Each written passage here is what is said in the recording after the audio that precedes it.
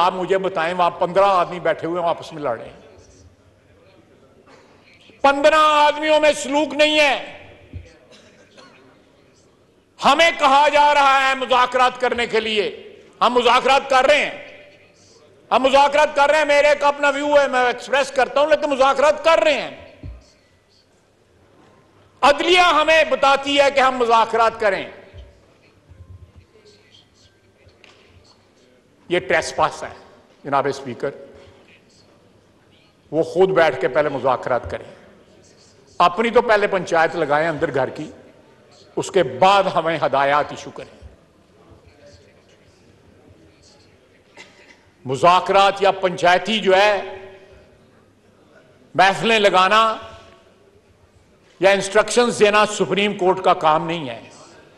आइन में उनके फराइज में कहीं नहीं लिखा हुआ कि वो पंचायतें लगवाएंगे या पर्या बिठवाएंगे, ये कहीं नहीं लिखा हुआ।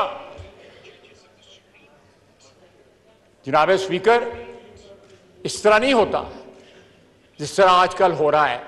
हमें अपने अदारे का दिफा करना पड़ेगा।